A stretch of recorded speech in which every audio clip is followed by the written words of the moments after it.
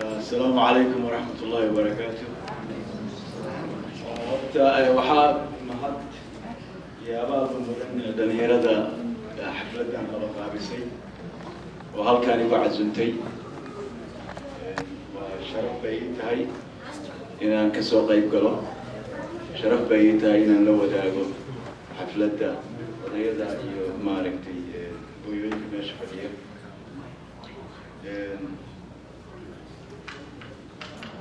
عرورت هالكان سؤالها لو يدينا أي مركان دقيستي وحنصح حسوستي وأرنتها دانك هاد الدوانة كله بله إن أرضي مركان هانو وحانا هانو أرضي يوه الرئيسي كوفرتها في إنجليزي اللي بلابه وحانو سببها مداني عبد الرزاق حاج حسين سيدا تاريخ دولة سعودان أنه مقرنا لكن واقي وعبد الرزاق برايم مينستر كاها وحا أمد سوف وتصاري إن سكولات كاما طلياني اللي قوها ما إنجليز اللي قوها مركا عبد الرزاق حاج حسين أسوى ميلفك وحكا فيرنا دنيو بوجو الإسوى إيشا مركو حقرنا طلياني قامين مستقبل لحين مركا وحقوقات كيستي طلياني قول دقال الحب الكوية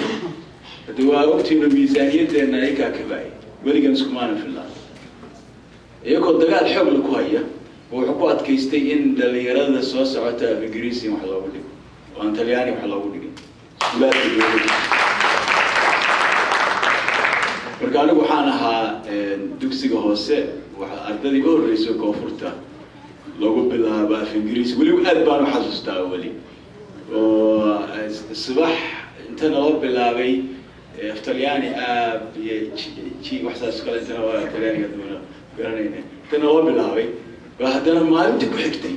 معلم كلام تويبد و A B C D نوب بالله دكتي بانو قاندونا يعني مركا واحد الله مسعود مركا ورت تا ابادك waxaa ku leeyahay maaragtay mudane cabdirasaaq xaaj xuseen لكن وحا عيالكان halkaan caruurtan hadda su'aalaha la weydiiyo si fiican uga jawaabo waxay xasuusay oo dhibaatada ugu weyn oo haysata inta ciyaalku ay ka jawaabeen intan iskuul dhiganayay Soomaaliya weligeed leeyma dhigin dhibaatada ugu weyn oo haystana waa taa weligeed looma dhigin seen qaran ku noqonayna seen dawlad ku noqonayna haddaanan taariikhdeennii aanan aqoon ودبعتي وين نايست حمر بانتقي لو أسبوع بنموه دور جامعة ستة جامعات وكتالة بعد وقشنا لوكي أنا كدورة حيل السعودية هولن عيسى وجامعات كدكت بافلو يونيفرسيتي وحيل السعودية ريرا عبد القادر عثمان وجامعات كديجا دنمارك دور جامعات ما مرني مجران جامعة هاس أن مرني ما أهكلي إن تاريخ الصومالي قرني بدي نيونا جنيو يوحنا صومر اللي بدي جاي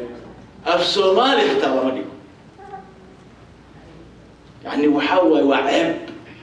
الصومالي الله مديو لو مديو وحبا إنس كده يوح اللي بدي جاي لقاء أهان مادة أهان الله مديو سوى إحنا وجه جاي ما عرفت ومد ماركتي قرن ويسي إني تاريخ دي براتو وماركتي جغرافي دي براتو وماركتي قبل ولا شيء ما هديك شكينيسي وحيقول الرئيسي وقوي وانتو كسفرو وحيقول الرئيسي لبكن يسقالك وما قرتين هدي أين ماركت هدانا واقع تجين إلهي وحبيس علينا أنت باور قاطعون إلى عرقابة ولي جدكي تاني الإحدى إلى حد واسدي وماركتي لامي معه إلى حد وقرججح ماركتي أن تقو حقهم إلى عرقابة أنقارو إلى دارو إلى ماركتي قلبت كنا أنقارو تاسال ما فاهمين هذا وحي كشكين سقوا ده هدي أن واقع تجي حير من نقانو ودن كيني من نقانو سين قرن نقولينا هذا أنا أقوم ودن كيني ولهين دبعت هذا نهاية ستة واتاس waxaan qaran noqon weynayna waa taas marka waa mushkilada ugu weyn oo haysta qaran qarnimadeena soo noqonayso mana noo hagaagayso haddii aan arrintaa wax ka qaban yani waa weydiiyey waxaan weydiiyey raggii jaamacadda joogay oo maaragtay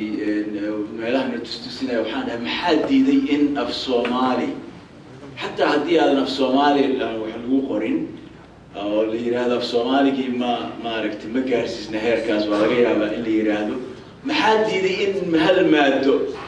oo Soomaaliya laga dhigo meesha maxaa diiday yani waxaad u malaysaa in cuqdo lagu jirto oo ninkii la dhihi jiray Malcolm X waxaa laga hayaa hadalaha ma self-made nigger self-hating nigger hadalaha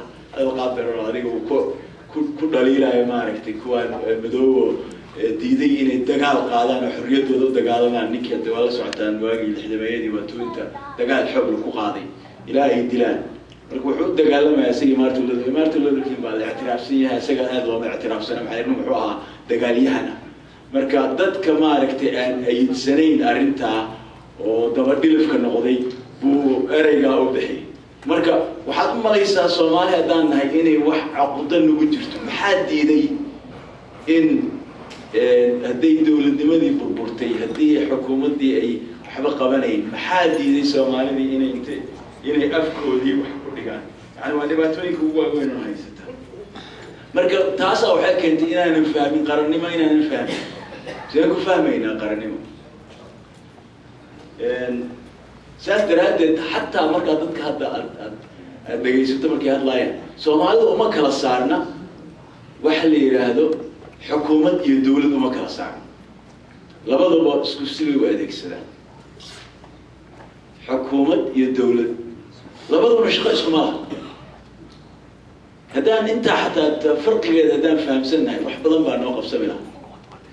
hay-adihii dawladeed iyo nidaamkii dawladeed inaan u burburino xukuumad aan caroonno xukuumad taasi keento maxay nooma kala saarno waxaan u qaadanay maaragtay xukuumadda inay tahay dawladda inay xukuumadda tahay mana aha